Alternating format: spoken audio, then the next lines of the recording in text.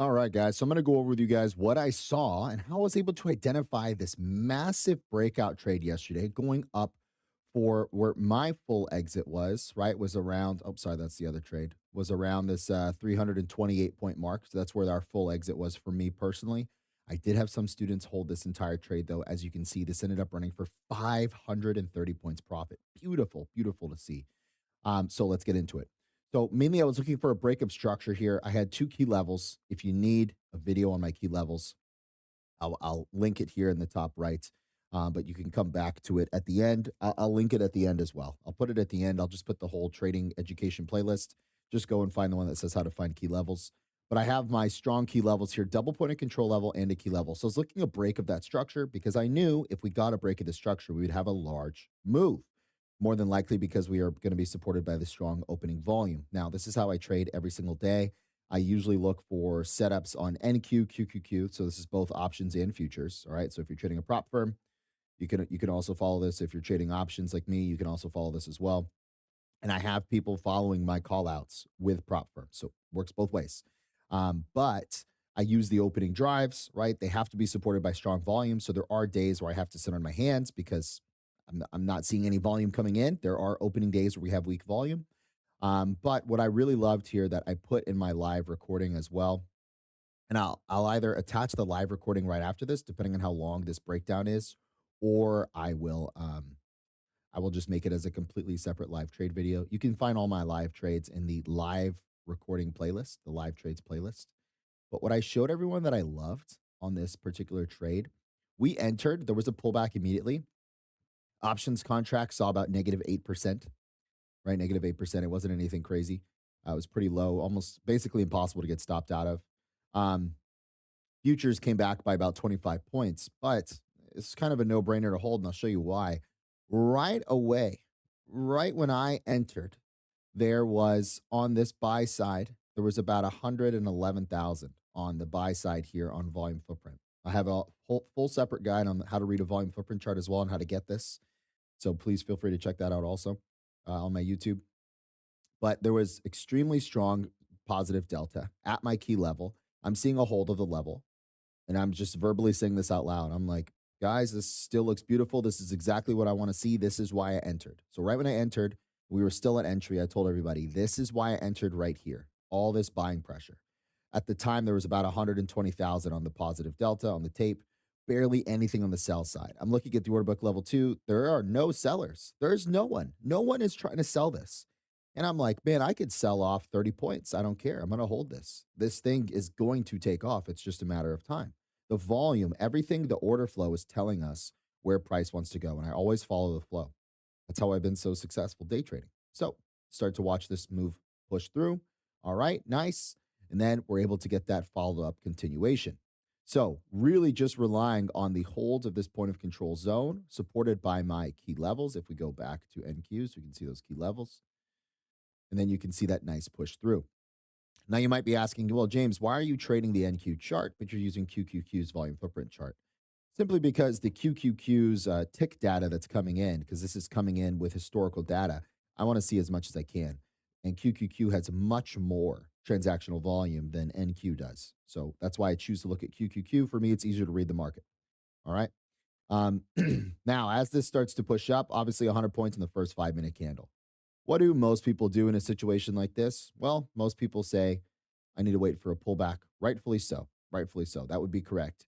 If somebody saw that 5 minute candle and decided to enter right when it closed, in my opinion, that's chasing. I think that's very risky. Um, Newer traders, what they see on something like this is missed profit. They go, damn, I should have taken James's call out at 30,059. This could have ripped. I would have been up 100 points already. I missed all this profit. An experienced trader sees this and goes, wow, that's a lot of risk. That's a lot of risk. An experienced trader goes, the previous key level is all the way down here at 93. This could literally pull all the way back there and then start to move. I don't want to be that. I don't want to be the liquidity, right? I don't want to be that sucker. So you just got to wait. Now we wait. This starts to push up for 200 points.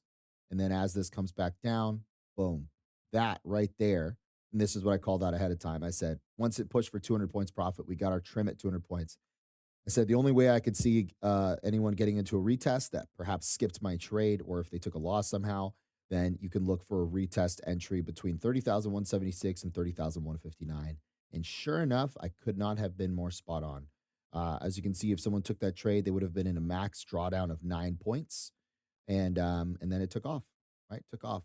So from that entry point, that was 230 points if they exited with me. So that was a 230 point trade for my community. And then the last retest area I gave was when we broke up here to 30,000 367. I said, only thing I can see now is a retest of my key level, right? Retest of my key level, they would have seen a pullback of about 15 points and then moved it to the upside for another 100 point trade. So that's the good execution. And even if somebody didn't like that, they could have done it again here, right? Came and retested my key level. I wasn't on the live at this point. We had gotten off the live already. I only trade for an hour in the morning. But even right there, look at that. Nice retest of the structure of the key level. Holds. Nice move. So this is one of those days where it's really beautiful trading day.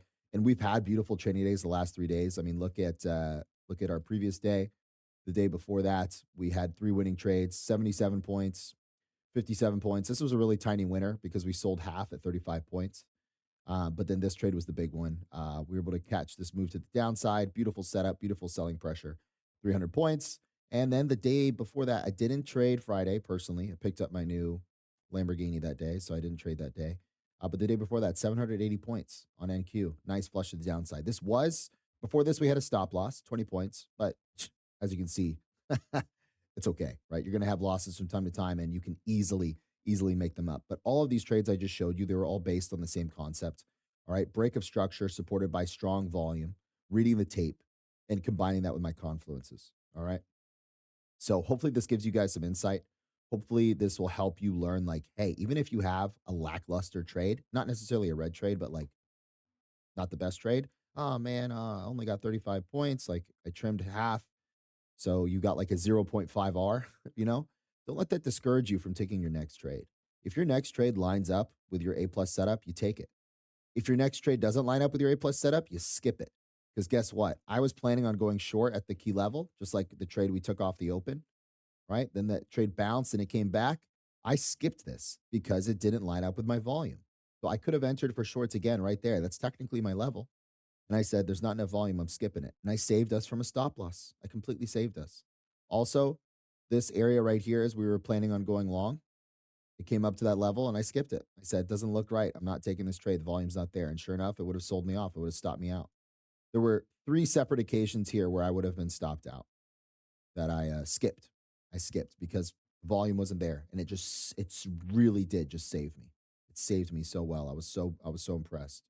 So one of those things to think about. I had a lot of people asking here if we should get into calls. And that was one of those things where I was like, no, it's too weak. It's too weak.